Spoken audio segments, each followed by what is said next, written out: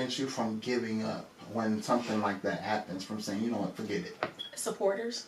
I don't call them fans, I call them supporters, because if I didn't have their support, I wouldn't be Ivy Lee. You wouldn't know author Ivy Lee. So supporters, when they'll come on my Instagram, my Facebook, like, girl, you did that. Or I try to lead by example with my children. So I'll tell my son, if you start something, finish it. So I can't tell him that and he doesn't see me doing that. You know what I mean? I have to, if I started it, I have to finish it. Even if it takes you a long time to finish it, I just say you got to finish it, whatever it is. So that's what I do. I just look to them because I don't want to disappoint them.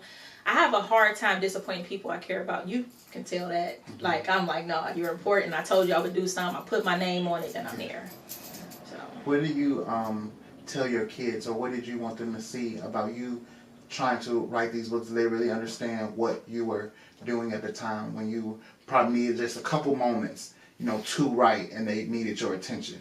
My children are like this. So it's like, if you ever to see us all together, you would be like, oh, it's like those, you know, I'm a young mother, so I kind of grew up with my kids. While they're learning, I'm learning too. So it's like, if I say, hey, I need to do this, they're like, oh, she writing. And they'll leave me alone. Like, they won't bother me. They don't complain like, oh, she writing.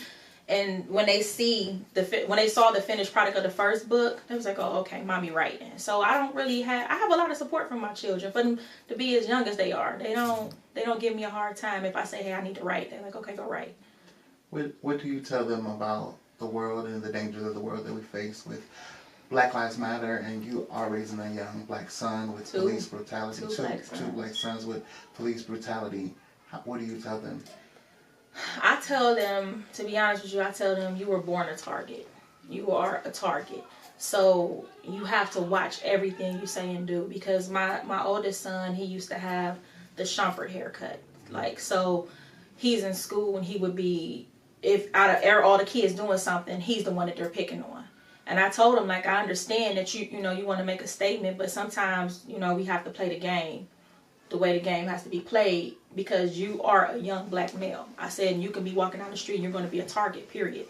So he kind of got that through his head. He got his hair cut. He keeps a clean cut now. And I told him, I said, I'm not telling you to just go against who you are. Be who you are, but don't make yourself where they're going to come for you, period. Because it is just me. I am their own, I'm his parent, you know what I mean? I'm his full parent. So it's like, I can't handle certain things. So I tell him, like, you know, just dress accordingly. Do what you're supposed to do. I will never tell him not to be him. But I tell him, don't make it where, you know, don't go get a tattoo put on your face.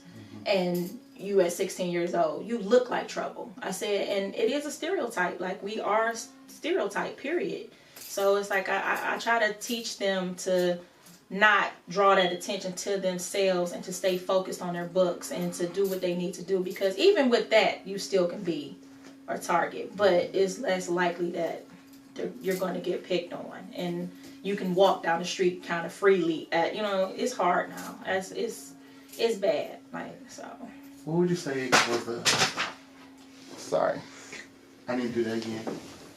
I'm so sorry. You're fine.